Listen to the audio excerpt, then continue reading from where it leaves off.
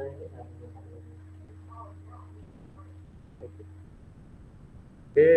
bismillahirrahmanirrahim. Assalamualaikum warahmatullahi wabarakatuh.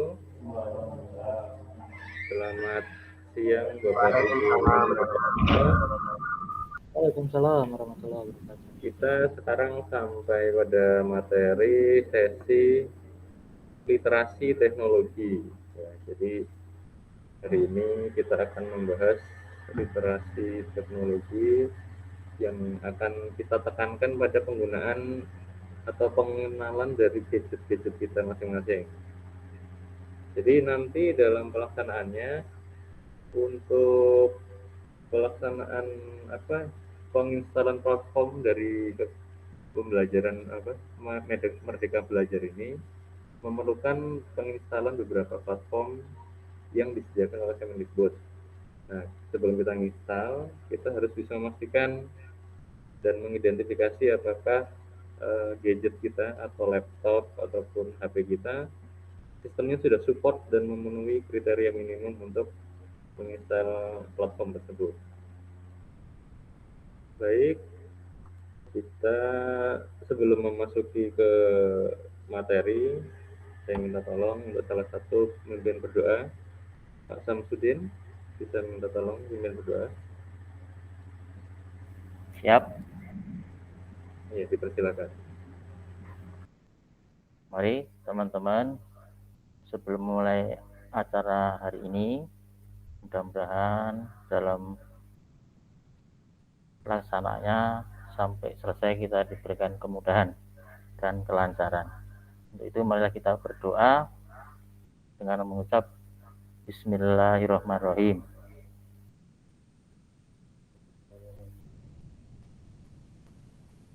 Demikian Mas Bagus. Baik, terima kasih Pak Samsudin.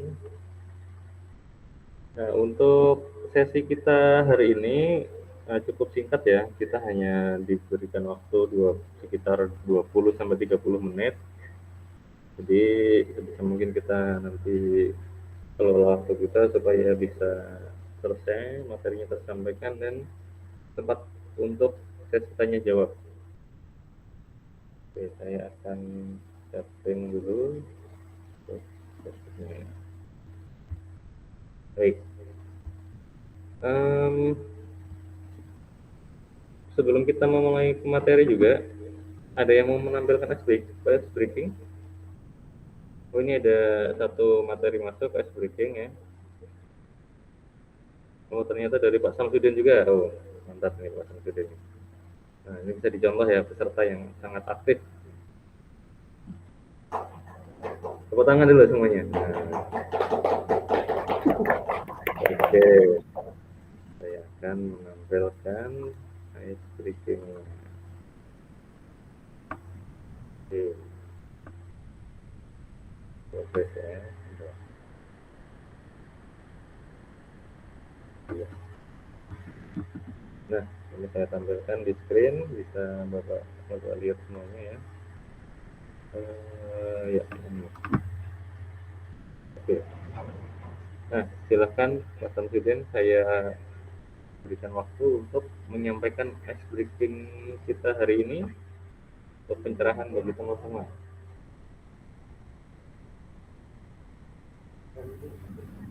Terima kasih.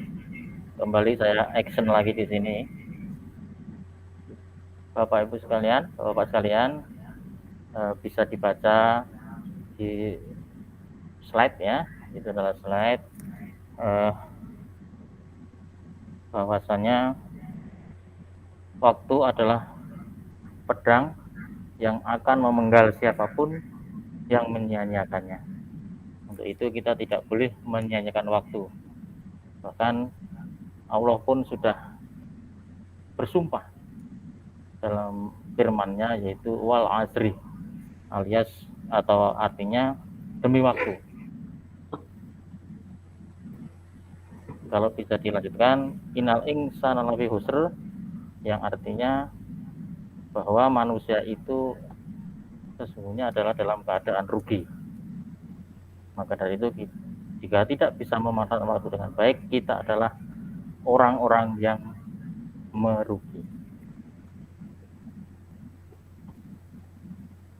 Bahkan waktu pun bisa menjadikan kita bisa dapat bencana atau menabur bencana jika kita selalu melupakan waktu. Kita hitung dalam satu hari itu ada 24 jam. 1 tahun, 12 bulan, 52 minggu, 365 hari, 8.760 jam. Hitung sendiri itu banyak banget angkanya untuk menit dan detiknya.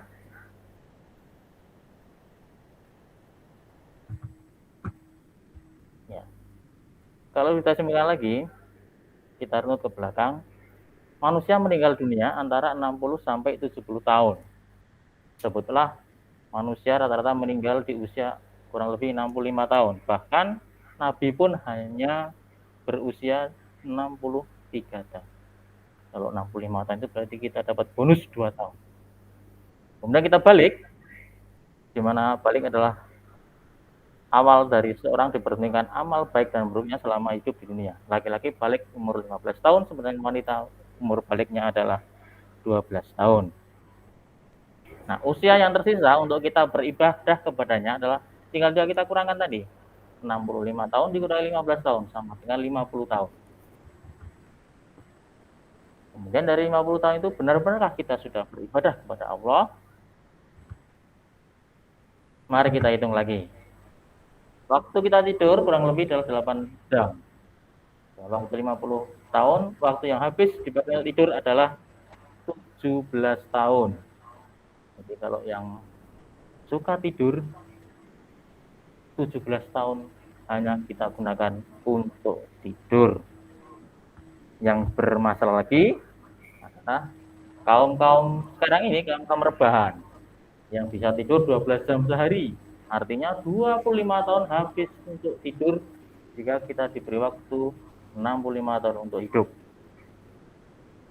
Kemudian aktivitas kita di siang hari dalam 50 tahun itu dibagi atau dipakai aktivitas itu kalau di siang hari adalah 12 jam. Ya. Dan malam hari mungkin malah lebih. Malah lebih kurang. Dalam waktu 5 tahun yang dipakai untuk relaksasi itu adalah 4 jam sehari. Jadi totalnya adalah 8 tahun. Biasanya kita kalau relaks ya, kalau sekarang ini ya nonton TV, ngopi, kemudian mabar, dan sebagainya. Kita totalkan 17 tahun ditambah 25 tahun ditambah 8 tahun itu adalah total waktunya 50 tahun tadi untuk tidur, ngelembur, dan rebahan. Lalu kapan kita bisa beribadah? Padahal bukankah manusia diciptakan untuk beribadah? Wa ma khalaqtul jinna wal insa illa liya'budun. Kemudian mungkin kita bisa beropini sekolah itu ibadah. Tapi oh benar kita sekolah ibadah, kalau niatnya ibadah, kalau hanya mencari rezeki, kalau hanya niatkan untuk mencari saja agar kelak mudah mencari nafkah. Bekerja juga ibadah kalau niatnya ibadah. Namun seringkali kita bekerja hanya untuk mencari harta benda dunia dan berharap dipuji orang.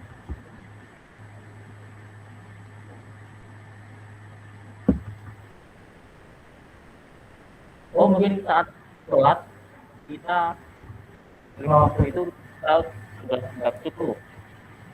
Kalau kita pikir sholat itu adalah nanti yang pertama kali dihisab di hari siang. Tapi kenapa kita harus merasa cukup kalau ibadah kita hanyalah sholat saja? Berapa kita sholat kita dalam 50 tahun?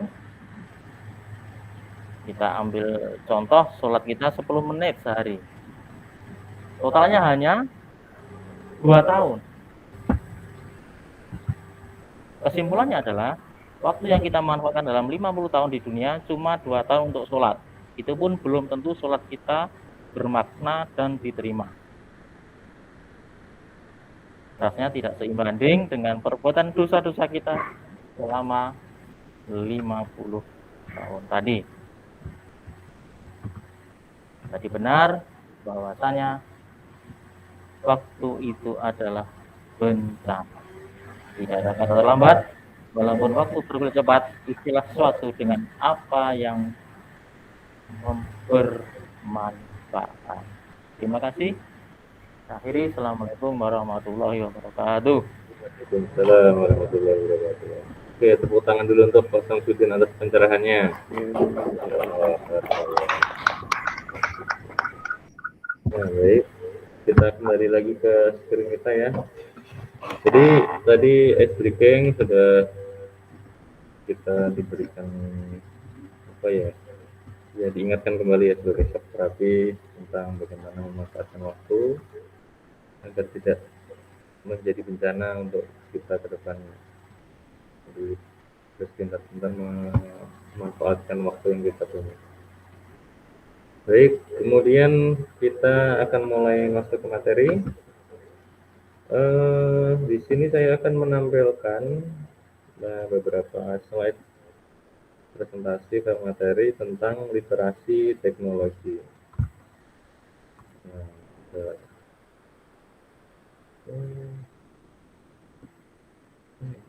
bentar ya.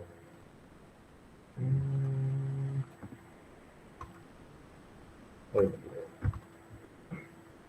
ya, sudah tampil semua Bapak Ibu. Oke, kita dari materi yang apa?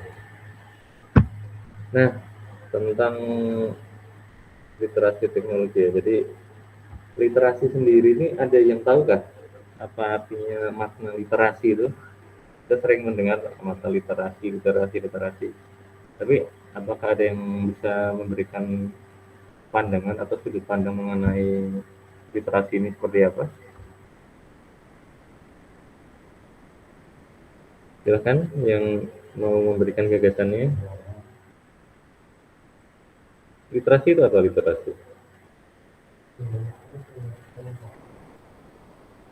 Ya, mungkin ya untuk sekilas ya. Jadi literasi itu ya semacam pengenalan ataupun kita ini membiasakan literasi itu tidak terbatas hanya sekedar membaca buku, tetapi segala sesuatu yang bisa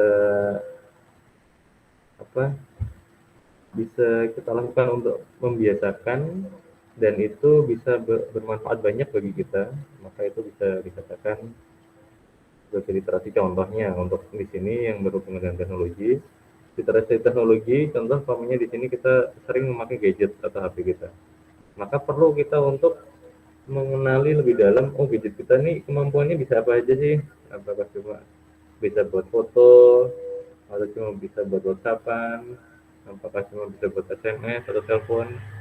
Bisa jadi HP kita nih bisa juga digunakan untuk GPS, bisa juga digunakan untuk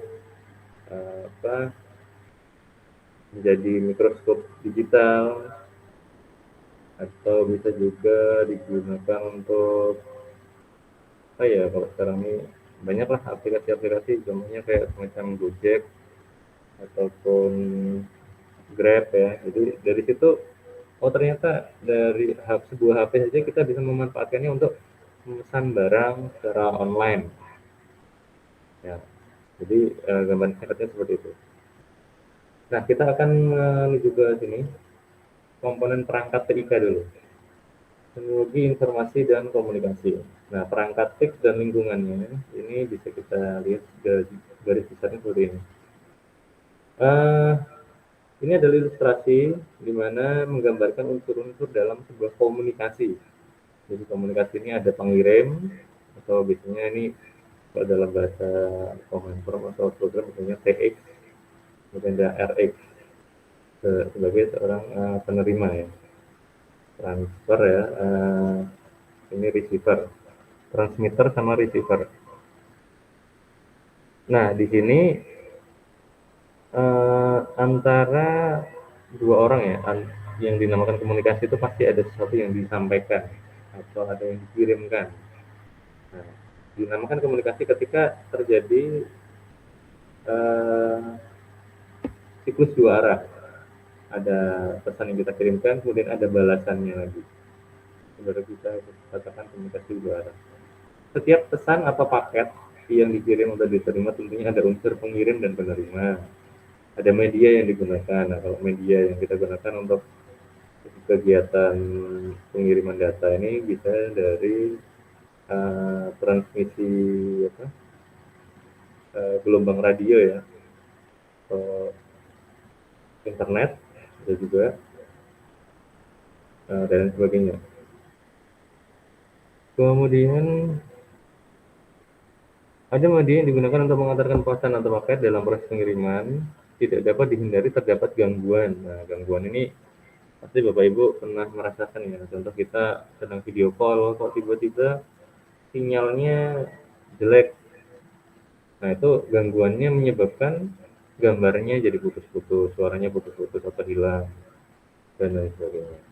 Sehingga kita lihat bersama bahwa TIK merupakan kegiatan berkomunikasi dengan teknologi. Kita cermati tabel di bawah ini. Unsur-unsur komunikasi, pengirim ataupun penerima. Komponen perangkat adalah berupa perangkat keras seperti handphone atau smartphone, komputer, desktop, laptop, dan tab dan sebagainya. Sedangkan perangkat lunaknya adalah seperti aplikasi WhatsApp, Telegram, dan sebagainya. Jadi aplikasi-aplikasi WhatsApp, Telegram, kemudian ada Viber, ada Imo, kemudian ada ya banyak lagi Facebook, itu adalah kita sebut sebagai perangkat lunak atau software. Sedangkan perangkat keras berupa laptop ataupun HP adalah berupa hardware ya, perangkat kerasnya.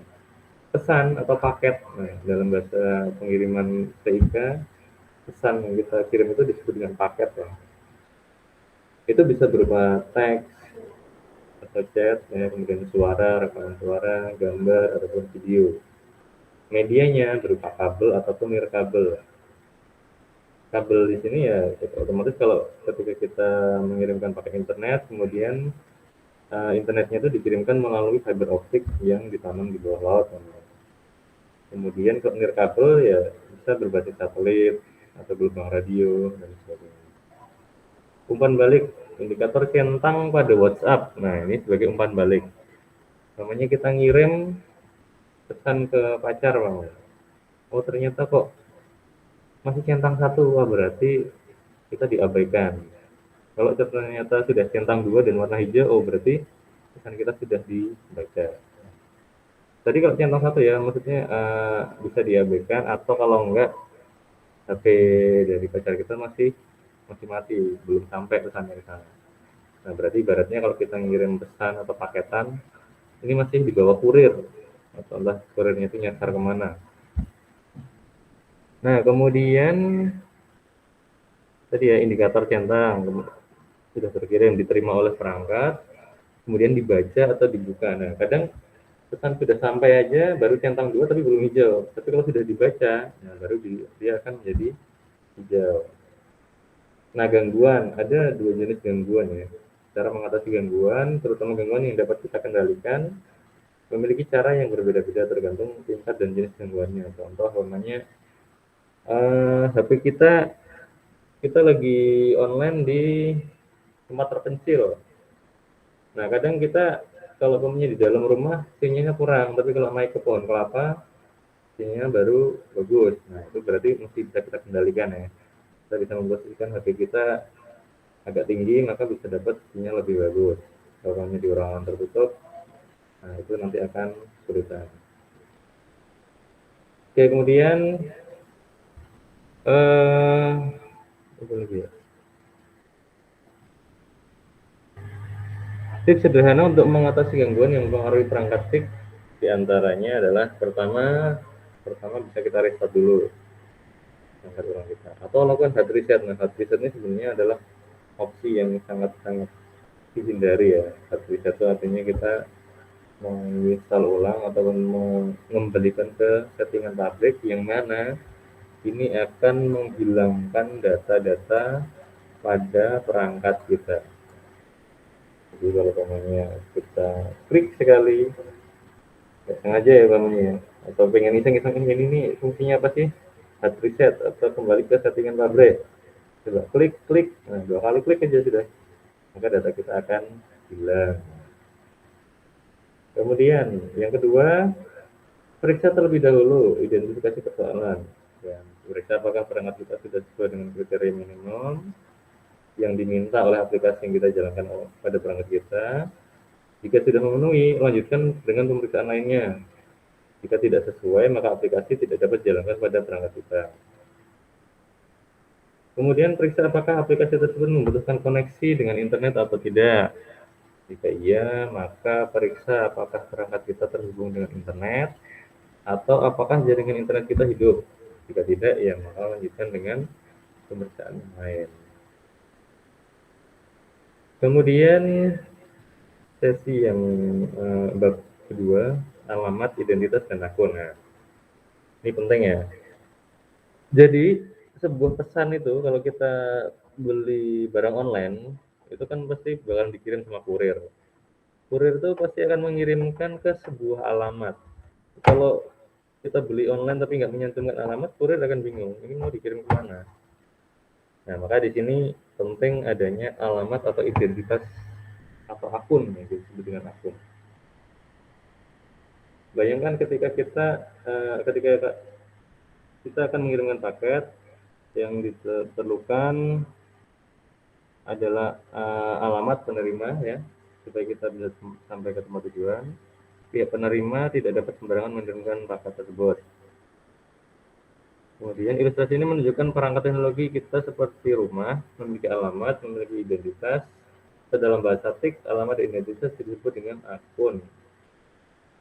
Bahkan sebelumnya kita sudah mencoba mengidentifikasi gangguan terhadap alamat dan identitas kita, membuat kita dapat kehilangan alamat atau identitas. Salah satu antisipasi kita terhadap gangguan dalam mengelola perangkat dan akun yang kita miliki. Nah, kita akan menuju ke perangkat TIK yang digunakan pada platform teknologi sekolah penggerak. Sekilas yang bisa saya sampaikan lagi sebelum kita lanjut ke yang bahasan C.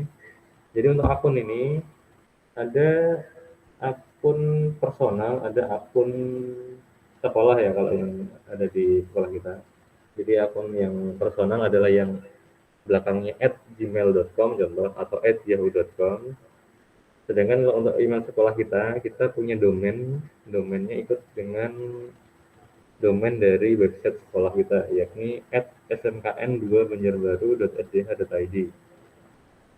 Nah, sedangkan kita sebagai guru, sebagai pendidik, difasilitasi juga oleh Kemendikbud dengan akun yang menggunakan domain belajar.id, @belajar.id.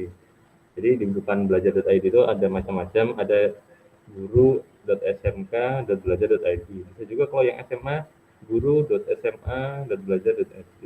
Atau kalau yang SD mungkin guru.sd.belajar.id. Itu nanti tergantung dari adminnya ya. Nah, jadi 2 jenis itu saja yang bisa saya kasih gambaran. Kemudian untuk pelaksanaan, contoh kalau paling simpel kita saat ini pembelajaran jarak jauh menggunakan Classroom, kalau akun kita itu berbeda dengan yang dimiliki peserta didik, maka biasanya peserta didik akan kesulitan atau tidak bisa mengakses Classroom kita. Jadi catatannya adalah akun personal hanya bisa digunakan untuk masuk ke Classroom yang dibuat dengan akun personal. Sedangkan akun SCID atau akun sekolah hanya bisa digunakan untuk mengakses Classroom yang dibuat oleh guru atau tenaga pendidikan yang membuat Classroom-nya menggunakan akun sdh.id. Oke, kita lanjut. Oh iya, kalau ada yang tanya, apa sih kelebihan kekurangannya akun sekolah atau SCID? Jadi salah satu kelebihannya adalah akun SCID itu memiliki fitur-fitur premiumnya Google. Jadi kalau kita lihat di website itu bisa Bapak Ibu search Google Suite, itu kalau kita mau subscribe atau berlangganan layanan Google yang Google Suite ini bisa dilihat biaya per bulan itu sudah ratusan ribu sendiri per bulan ya, belum per tahun. Sedangkan kalau yang kita pakai di pendidikan ini adalah salah satu bentuk dari kontribusi Google terhadap pendidikan. Jadi Google Sheet yang kita pakai adalah Google Sheet for Education. Itu fitur premium yang digratiskan dengan tujuan untuk kepentingan pendidikan. Sama juga dengan yang Kemendikbud pakai, cuma kalau Kemendikbud adalah mereka membayar ke Google untuk dapat fitur premiumnya mereka dengan fungsi yang lebih lengkap lagi dibandingkan yang akan di sekolah kita, dan itu diperuntukkan untuk seluruh guru untuk kegiatan pembelajaran di bawah naungan Kemendikbud. Oke, kita ke bagian C. Wah, kita waktunya sudah lewat sedikit ya, nggak apa-apa, bentar lagi. Nah, perangkat TIK di sini ada laptop, kemudian PC, kemudian HP, Android ya. Kemudian di sini ada beberapa platform, Chromebook, Android, Microsoft, iOS, macOS. Nah, yang dipunyai Bapak Ibu yang mana ini? Ada yang punya MacBook? Tidak ada. Oh, mungkin pakai Windows ya. Sebagian besar di sini pakai Windows, saya pun juga pakai Windows. Android jelas nih ya. Android ini banyak yang pakai. Kalau iPhone biasanya agak jarang sih ya, tapi ada. Nah, kita langsung saja ke pengecekan spesifikasi ataupun tata letak spesifikasi perangkat ataupun kriteria minimum yang diminta untuk penginstalan. Nah, di sini catatan yang bisa kita garis bawahi ya. Jadi supaya kita dapat memperoleh pengalaman dan manfaat maksimal dari platform teknologi sekolah penggerak, maka pada saat produk-produk atau aplikasi pada platform teknologi sekolah penggerak tersebut mulai hadir pada saatnya, Anda perlu memperhatikan spesifikasi perangkat yang Bapak Ibu miliki dan juga kriteria minimum yang diminta oleh masing-masing produk atau aplikasi platform teknologi sekolah penggerak tersebut yang terkait dengan, nah ini dia, ada sistem OS, RAM-nya berapa, ROM-nya berapa, dan lain-lain. Oke, langsung kita skip agak cepat ya. Jadi untuk Windows 10 atau Windows 7, kalau Windows 10 bisa kita lihat About PC ya. Jadi di bagian About PC, caranya buka menu Start atau tekan tombol bendera ini ya, atau Windows ini. Klik, kemudian ketik di kotak pencarian itu About Your PC. About Your PC. Jadi bisa langsung buka ketik. Atau bisa juga kalau lewat System Information, buka start menu, ketik System Information. Atau kalau pamannya pengen coba shortcutnya, bisa ketik Windows plus R ya. Windows plus R tekan bareng-bareng, kemudian ketik di situ DXDiag. Nah, DXDiag nih ya. Jadi di situ akan langsung muncul jendela informasinya. Sedangkan untuk Android bisa Bapak Ibu buka di settingan pengaturan yang gambar roda gigi seperti ini. Kemudian cari tulisan about phone atau tentang perangkat atau tentang ponsel. Nah, di situ akan terlihat sistem Android-nya berapa, kemudian RAM-nya berapa, dan lain sebagainya. Oke, mungkin itu saja untuk meningkat waktu kita. Ada pertanyaan mungkin? Silakan. Kita kembali lagi ke screen. Oh iya, silakan Pak Arif.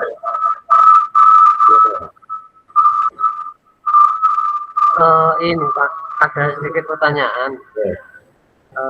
Apa sih manfaat literasi digital ini dalam pembelajaran selama masa pandemi? Baik, terima kasih Pak Arif. Nah, jadi apa sih untuk manfaat literasi digital pada masa pembelajaran di masa pandemi ini? Sebelumnya, apakah ada yang bisa membantu menjawab? Ada yang mau memberikan pendapat mungkin? Silakan.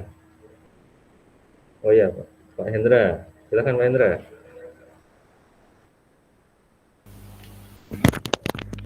Ya, terima kasih atas waktunya. Assalamualaikum warahmatullahi wabarakatuh. Waalaikumsalam warahmatullahi wabarakatuh. Untuk apa ya tadi pertanyaannya itu manfaat literasi digital pembelajaran. Nah, yang saya rasakan ketika kita pembelajaran jarak jauh ini, literasi digital sangat bermanfaat sekali, terutama untuk berkomunikasi dengan peserta didik, ya, peserta didik kita.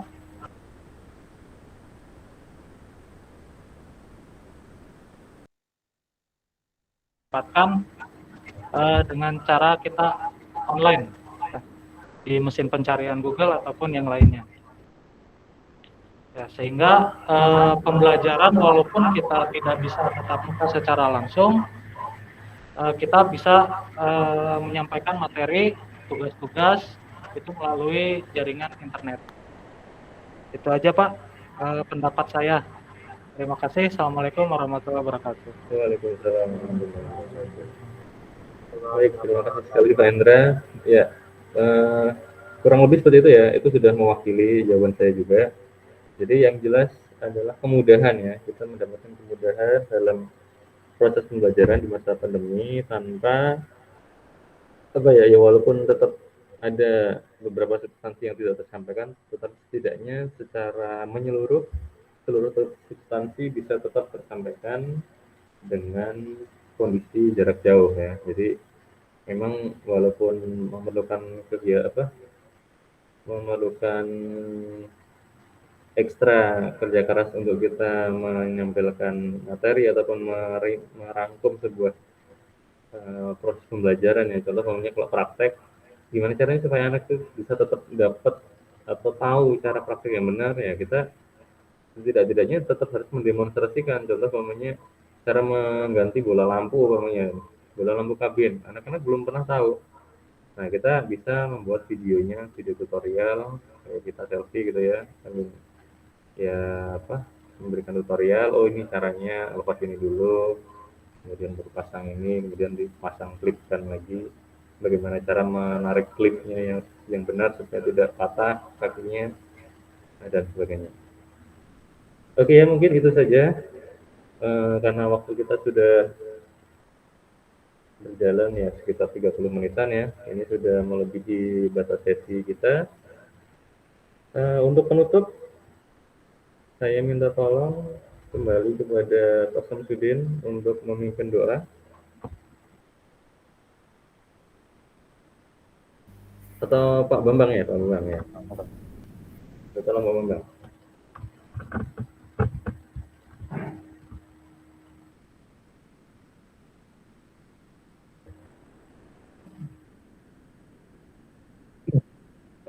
Baiklah. Terima kasih atas kesempatan yang diberikan. Sebelum kita akhiri sesi diskusi ini, semoga apa yang kita lakukan pada hari ini dapat memberikan manfaat bagi diri kita pribadi ataupun mungkin kelak dapat dipergunakan atau diimplementasikan ke siswa kita, terutama nanti harapannya apa yang kita berikan nanti dapat memberikan kebermanfaatan atau barokah. Marilah kita bersama-sama sebelum mengakhiri acara ini berdoa menurut keyakinan kita masing-masing. Kita berdoa sesuai dengan nurani, kebersihan hati, berdoa dalam hati saja. Dan lagi berdoa dimulai